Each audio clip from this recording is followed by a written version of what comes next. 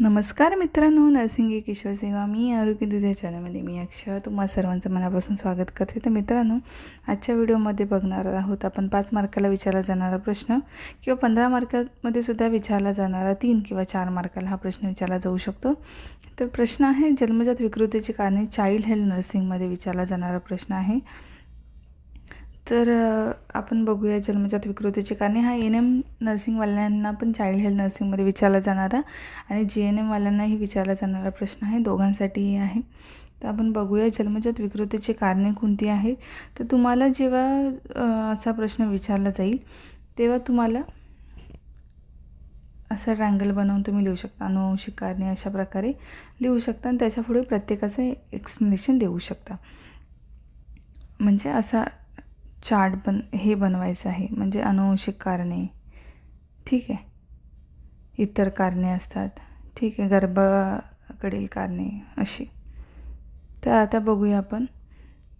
पहिलं बघूया अनुवंशिक जेनेटिक कारणे कोणती आहेत. तर मातेकडील किंवा पित्याकडील कुटुंबामध्ये जन्मजात विकृतीची हिस्ट्री असल्यास बालकात जन्मजात विकृती असण्याची दाट शक्यता असते.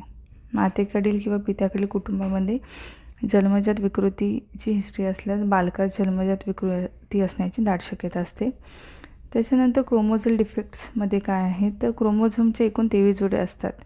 पैकी एक सेक्स क्रोमोझोमची असते. एकूण क्रोमोझोमची संख्या जर 23पेक्षा जास्त अगर कमी झाली तर जन्मजात विकृती बालकाला जन्माला येते. म्हणजे एकूण 23 क्रोमोझोमच्या जोड्या असतात. तर त्याच्यापैकी एक कमी किंवा जास्त असल्यास बालकाला विकृती जन्मजात येते. त्याच्यानंतर गर्भाशय अंतर्गत वातावरणातील अस्वाभाविकता, ॲबनॉर्मल एन्व्हायरमेंट बघूया.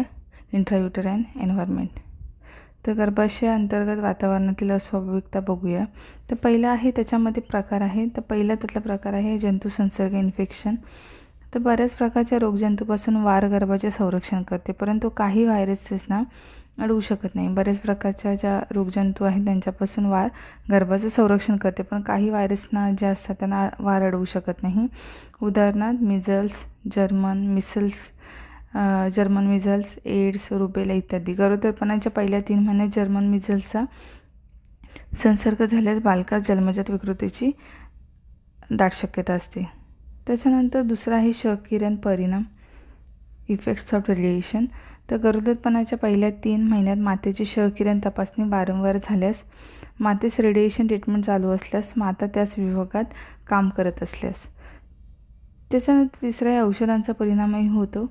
तर गरोदरपणाच्या सुरुवातीच्या काळात जर मातेस ब्रॉड स्पेक्ट्रम अँटीबायोटिक्स, बार्बिट्युरेट्स सारखी औषधे दिली गेल्यास विकृत बालक जन्माची दाट शक्यता असते. त्याच्यानंतर चयापचयाचे विकार. चौथा आहे मेटाबॉलिक डिसऑर्डर, मधुमेह, गॉयटर, हायपरपॅराथायरॉइडिझम असणाऱ्या स्त्रियांना विकृत बालक होण्याची दाट शक्यता असते. 5वा आहे आहार्य कमतरता.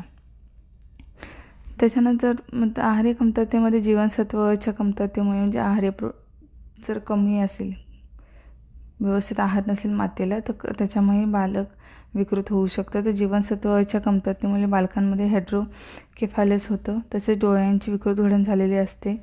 जीवनसत्व बच्या कमतरतेमुळे गर्भाची उंची कमी आढळते आणि पाठीच्या कण्यातील विकृती आढळतात. की फोलवाईट जी दिली जाते ती च्या कमतरतेमुळे एन्सेफेलासारखी विकृती आढळते. एन्सेफॅलिसचा एन्केफॅली असा देखील उच्चार केला जातो. एनेन्सेफॅलिसचा एनेन्केफॅली असा देखील उच्चार केला जातो. त्याच्यानंतर गर्भाशयातील तांत्रिक अडचणी कुठल्या आहेत. तर यामध्ये पॉलिहायड्रोमियास, ऑलिगोहायड्रोनिमियास, ॲम्नियोटिक्स बँड्स, अस्थानिक गर्भधारणा यांचा समावेश होतो. कारण या अवस्थांमध्ये गर्भाची स्थिती अस्वाभाविक असल्यामुळे जन्मजात विकृती असण्याची शक्यता असते. पॉलिहायड्रोमियास, ऑलिगोहायड्रोनिमियास म्हणजे ॲम्नियोटिक फ्लूइड जे आहे बाळाच्या पोटामध्ये, जे आईच्या पोटामध्ये असतं, मातेच्या पोटामध्ये ॲम्नियोटिक फ्लूइड जे म्हणतात, गर्भोदक जे मराठीमध्ये त्याला बोललं जातं. तर ते त्याच्यामध्ये सुद्धा जर जास्त किंवा कमी असल्यास बाळाला त्रास होतो. पॉली आणि हायड्रो तसं स्वाभाविक असल्यामुळे जन्मजात विकृती असण्याची शक्यता असते. पॉलिहायड्रोनिमियास म्हणजे यात अन्ननलिकेच्या विकृती आढळतात. पॉलिहायड्रोनिमियास म्हणजे यात अन्ननलिकेच्या विकृती आढळतात. युसोफेजियल ॲट्रेसिया, ट्रॅकिओ युसोफेजियल फिस्चुला अशा प्रकारे. त्याच्यानंतर इतर कारणे बघूया. अदर कॉसेस, मातेचं वय जास्त असल्यास जन्मजात विकृती असण्याची शक्यता जास्त असते. त्याच्यानंतर गर्भावस्थेत गर्भात ऑक्सिजनची कमतरता निर्माण झाल्यास उदाहरणार्थ प्रीक्लाम्शिया, एक्लाम्शिया, गरोदरपणातील विषदशा, अँटीपार्टम हॅमरेज, प्लासेंटाचे विकार, आईला असलेला हृदयविकार, श्वसन संस्थेचे गंभीर आजार यामुळे बालकांमध्ये जन्मजात विकृती होऊ शकते. ती बाकीची कारणं झाली. इतर कारणं काय, तर आईचं वय जास्त असेल तरीसुद्धा बालकांमध्ये विकृती निर्माण होते. गर्भावस्थेत गर्भात ऑक्सिजनची कमतरता झाली, एक्लाम्शिया, प्री एक्लाम्शिया ह्या ज्या म्हणजे आईला असणाऱ्या ज्या गंभीर अवस्था आहेत. त्याच्यानंतर प्रेग्नन्सीमध्ये विषदशा, अँटीपार्टम हॅमरेज असेल, प्लासेंटाला काही म्हणजे वार जी असते तिला काही विकार असेल तर आईला असलेला हृदयाशी रिलेटेड विकार, श्वसन संस्थेचे गंभीर आजार यामुळे बालकांमध्ये जन्मजात विकृती आढळते. तर अशा प्रकारे जन्मजात विकृतीची कारणे आहेत. ठीक आहे. तर आजचा व्हिडिओ कसा वाटला मला नक्की कळवायचं आहे. नोट्स काढून घ्या. तुमच्या नर्सिंग ट्युटरने दिलेल्या नोट्स असतील तर त्या पहिले फॉलो करू शकता, काही हरकत नाही आहे. सगळ्यांना मी कंपल्सरी सांगते, मी स्टार्टिंगला सांगायचे नाही पण सांगते तुमच्याकडे असतील नर्सिंग ट्युटरने दिलेल्या, कारण ते लोक तुम्हाला समोर शिकवतात, खूप छान छान नोट्स देतात, त्या फॉलो करा.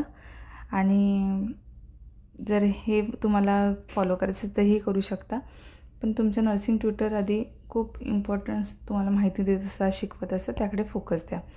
तर आजचा व्हिडिओ कसा वाटला नक्की कळवा. धन्यवाद.